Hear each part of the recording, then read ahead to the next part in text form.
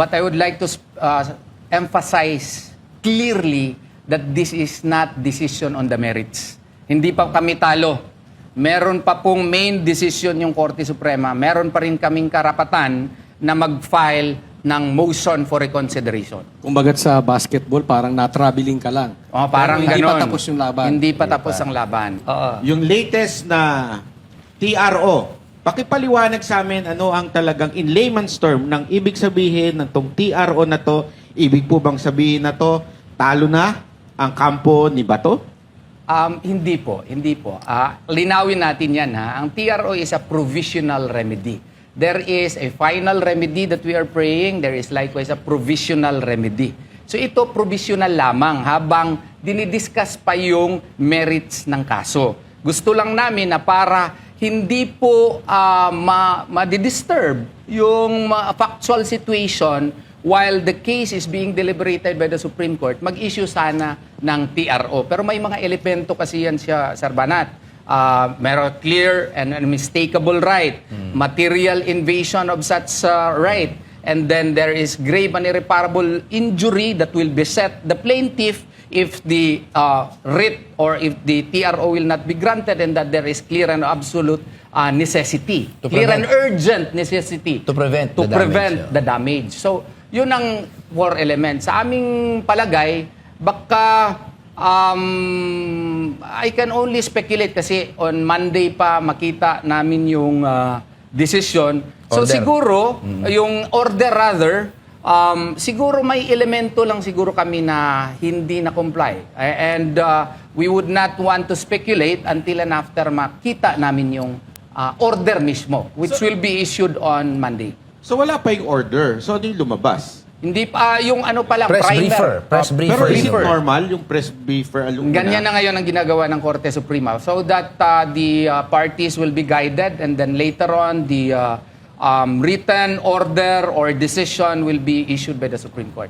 Ganyan na po. Pero ibig po bang sabihin nun parang hindi nakita ng korte yung urgency na kaya tinanggihan yung TRO? Pwede lang, pwede.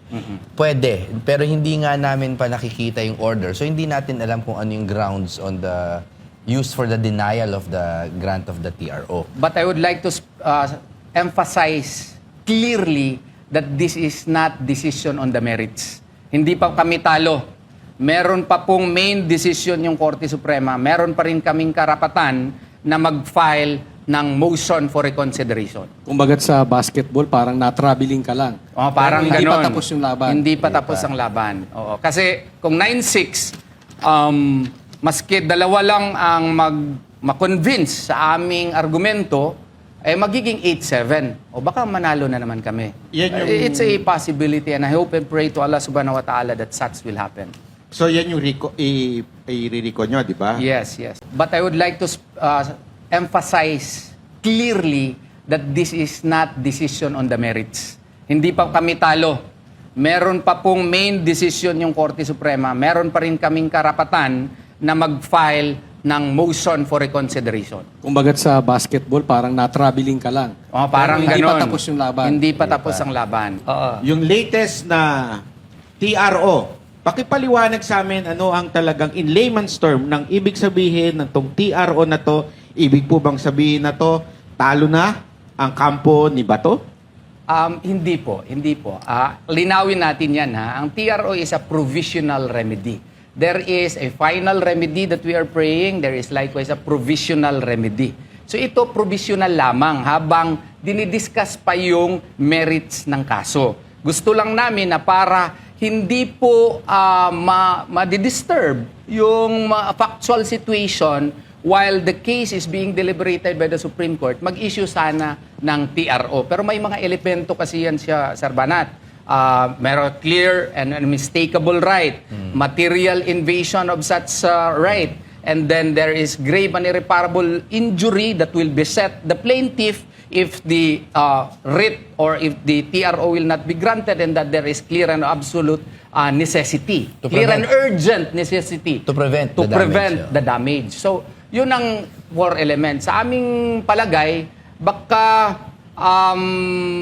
I can only speculate kasi on Monday pa makita namin yung decision. So Order. siguro, yung order rather, siguro may elemento lang siguro kami na hindi na-comply. And we would not want to speculate until and after makita namin yung order mismo, which will be issued on Monday. So wala pa yung order. So ano yung lumabas? Hindi pa, yung ano pa lang, Press primer. briefer. Press briefer. Pero is it briefer. normal yung press briefer? Ganyan na ngayon ang ginagawa ng Korte Suprema. So that the parties will be guided and then later on the written order or decision will be issued by the Supreme Court. Ganyan na po. Pero ibig po bang sabihin nun parang hindi nakita ng korte yung urgency na kaya tinanggihan yung TRO? Pwede lang, pwede. Pwede. Pero hindi nga namin pa nakikita yung order. So hindi natin alam kung ano yung grounds on the used for the denial of the grant of the TRO. But I would like to emphasize clearly that this is not decision on the merits. Hindi pa kami talo. Meron pa pong main decision yung Korte Suprema. Meron pa rin kaming karapatan na mag-file ng motion for reconsideration. Kumbaga sa basketball, parang na-traveling ka lang. Parang Hindi pa ganon. tapos yung laban. Hindi pa tapos ang laban. Oo. Kasi kung 9-6, maski dalawa lang ang ma-convince sa aming argumento, magiging 8-7. O baka manalo na naman kami. Yan yung- It's a possibility and I hope and pray to Allah subhanahu wa ta'ala that such will happen. So yan yung i-reco nyo, di ba? Yes, yes. But I would like to emphasize clearly that this is not decision on the merits. Hindi pa kami talo.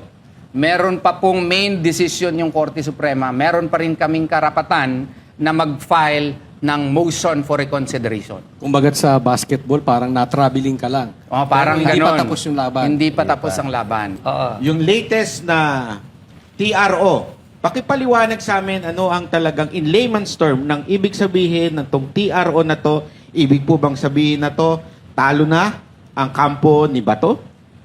Hindi po. Linawin natin yan ha. Ang TRO is a provisional remedy. There is a final remedy that we are praying. There is likewise a provisional remedy. So ito provisional lamang habang dinidiscuss pa yung merits ng kaso. Gusto lang namin na para hindi po ma-disturb yung factual situation while the case is being deliberated by the Supreme Court, mag-issue sana ng TRO. Pero may mga elemento kasi yan siya, Sir Banat. Meron clear and unmistakable right, material invasion of such right, and then there is grave and irreparable injury that will beset the plaintiff if the writ or if the TRO will not be granted and that there is clear and absolute necessity. To Clear and prevent- urgent necessity. To prevent to the damage, prevent yeah. the damage. So, yun ang four elements. Sa aming palagay, baka I can only speculate kasi on Monday pa makita namin yung decision. So Order. siguro, yung order rather, siguro may elemento lang siguro kami na hindi na-comply. And we would not want to speculate until and after makita namin yung order mismo, which will be issued on Monday. So wala pa yung order. So ano yung lumabas? Hindi pa, yung ano pa lang, Press primer. briefer. Press briefer. Pero is it briefer. normal yung press briefer? Ganyan na ngayon ang ginagawa ng Korte Suprema. So that the parties will be guided and then later on the written order or decision will be issued by the Supreme Court. Ganyan na po. Pero ibig po bang sabihin nun parang hindi nakita ng korte yung urgency na kaya tinanggihan yung TRO? Pwede lang, pwede. Pwede. Pero hindi nga namin pa nakikita yung order. So hindi natin alam kung ano yung grounds on the used for the denial of the grant of the TRO. But I would like to emphasize clearly that this is not decision on the merits. Hindi pa kami talo. Meron pa pong main decision yung Korte Suprema. Meron pa rin kaming karapatan na mag-file ng motion for reconsideration. Kumbaga sa basketball, parang na-traveling ka lang. Parang Hindi ganon. pa tapos yung laban. Hindi pa tapos ang laban. Oo. Kasi kung 9-6, maski dalawa lang ang ma-convince sa aming argumento, magiging 8-7. O baka manalo na naman kami. Yan yung- It's a possibility and I hope and pray to Allah subhanahu wa ta'ala that such will happen. So yan yung i-reco nyo, di ba? Yes, yes.